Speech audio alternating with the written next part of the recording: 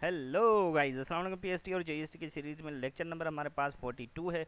इसमें आज हम ट्रायंगल की कुछ डेफिनेशन नहीं लेकिन उसके किस्में समझेंगे। जैसे कि अगर हमारे पीएसटी और जेएसटी की पेपर में कोई भी ऐसा क्वेश्चन आ जाए तो हम उसको आसानी से समझ सकें और उस एमसीक्यूज़ का ऑप्शन जो है वो सही से दे सकते हैं। यहाँ पर इन क्वेश्चंस के आने के जो चांसेस हैं वो 70 से अबो हैं, मैं ये कहूँगा। ठीक है ना, 70 से अबो इसके चांसेस हैं कि आ सकते हैं इस टाइप के क्वेश्चन भी। क्या पता यार, हमने अगर कवर करना है 4 से लेकर अप टू आगे के क्लासेस, तो हमें कोई भी चीज़ बाकी मतलब कि बुक्स में रहनी नहीं चाहिए, मतलब कि कवर करनी चाहिए। चलो, तो ट्रायंगल की डेफिनेशन नहीं करते। ट्रायंगल की डेफिनेशन ये होती है कि उसमें 3 वर्टाइसेस होनी चाहिए, 3 एंगल होने चाहिए और 3 साइड होनी चाहिए, तो उसको हम ट्रायंगल कहेंगे।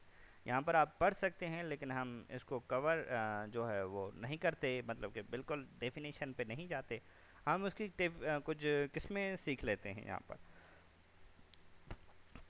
ट्रायंगल की जो पहली किस्म है, तो यहाँ पर ट्रायंगल की 6 किस्में होंगी। ठीक है, ज़्यादा हो सकती हैं आगे के क्लासेस में, तो वहाँ पर देख लेंगे, लेकिन यहाँ पर जो हो सकती हैं वो सिर्फ जो है 6 हो सकती हैं, जिसमें 3 किस्में जो हैं वो साइड्स के हिसाब से हैं और 3 किस्में जो हैं वो एंगल के हिसाब से हैं। ठीक है ना, यहाँ पर पहली जो किस्में हैं हमारे 3, वो साइड्स के हिसाब से हैं।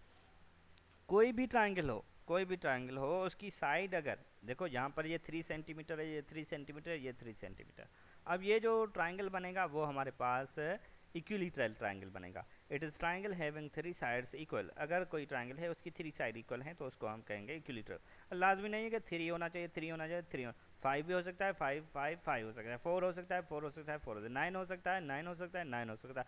इस टाइप का कोई भी ट्रायंगल है हमारे पास, तो उस ट्रायंगल को हम कहेंगे कि ये इक्विलेटरल ट्रायंगल है। अब आ जाते हैं आइसोसेल्स ट्रायंगल। आइसोसेल्स में कंडीशन ये है कि 2 साइड इक्वल होनी चाहिए। जैसे यहाँ पर ये 3 है, ये भी 3 है, तो ये 2 साइड अगर इक्वल हैं तो इस ट्रायंगल को कहेंगे कि ये हमारे पास आइसोसेल्स ट्रायंगल है। अब यहाँ पर 4 है, यहाँ पर 4 होना चाहिए, यहाँ पर भी 4 होना चाहिए, फिर भी हमारे पास आइसोसेल्स ट्रायंगल है।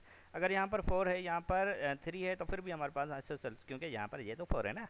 2 साइड हमारे पास इक्वल है, यहाँ पर 8 है, यहाँ पर भी 8 है, तो फिर भी हमारे पास यह आइसोसेल्स ट्रायंगल है। इस टाइप के ट्रायंगल को हम आइसोसेल्स ट्रायंगल कहेंगे। स्केलेन ट्रायंगल का मतलब है कि कोई भी साइड इक्वल नहीं होना चाहिए। यहाँ पर देखो ये 2 साइड इक्वल थी, लेकिन यहाँ पर देखो ये 3 है, ये 2 है, ये 4 है, मतलब इनमें डिफरेंस होना चाहिए, एक जैसी नहीं होनी चाहिए। कोई भी दो अगर साइड इक्वल होंगी तो फिर तो ये आइसोसेल्स ट्रायंगल हो जाएगा, लेकिन अगर कोई भी साइड इक्वल नहीं है किसी दूसरी साइड के इक्वल, तो हम उसको कहेंगे कि ये हमारे पास जो है स्केलेन ट्रायंगल है। समझ गए आप? समझ गए। ये आपने टाइप जो है ये याद कर लेंगे।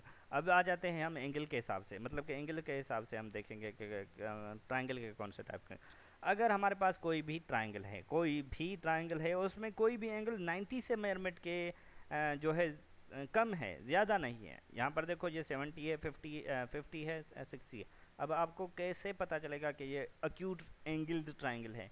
वहाँ पर फिगर गिवन होगी कि उसमें मेजरमेंट भी गिवन होगी। हो सकता है कि एमसीक्यूज फिर आपको ये पूछा जाए कि दिस टाइप ट्रायंगल इज़ क्या है इस ट्रायंगल का टाइप, तो वहाँ पर आप जो है वहाँ पर देखकर आप ये एमसीक्यू जो है टिक कर सकते हो सकता है, चांसेस हैं। ठीक है ना, यहाँ पर है कि 70 50 और 60, 70 50 और 60 में कोई भी एंगल जो है 90 के इक्वल नहीं है, इसलिए हम इस ट्रायंगल को कहेंगे अक्यूट एंगल ट्रायंगल।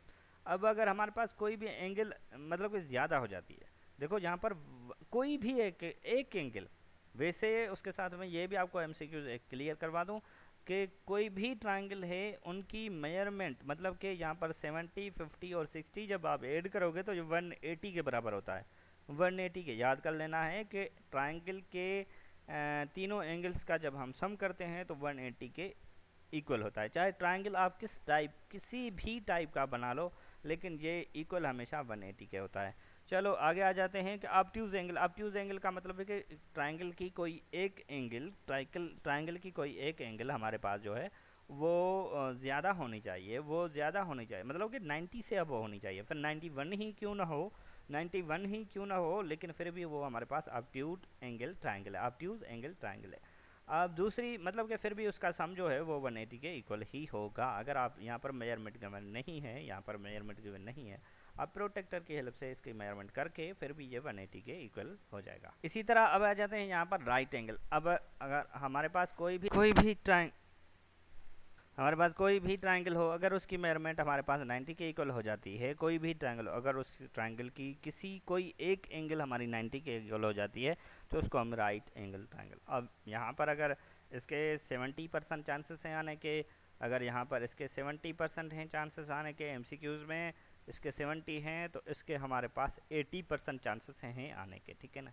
इनमें ये इम्पॉर्टेंट ज़्यादा है कुछ। तो राइट एंगल ट्रायंगल को सिंधी में क्या कहते हैं पता नहीं यार, छोड़ दो, चलो ठीक है।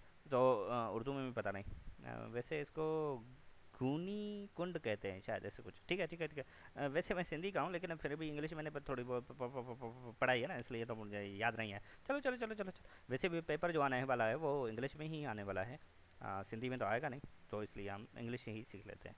चलो, अगर हमारे पास ट्रायंगल है उसमें एक एंगल भी हमारी 90 के इक्वल है, तो उसको हम राइट एंगल, कोई भी एक एंगल अगर 90 के इक्वल है तो फिर हम उसको कहेंगे कि ये हमारे पास राइट एंगल ट्रायंगल है। आज के लिए इतना ही गाइस, थैंक यू। अगर ये मेरा वीडियो आपको अच्छा लगा तो मेरा चैनल सब्सक्राइब कीजिए और दोस्तों के साथ में शेयर कीजिए।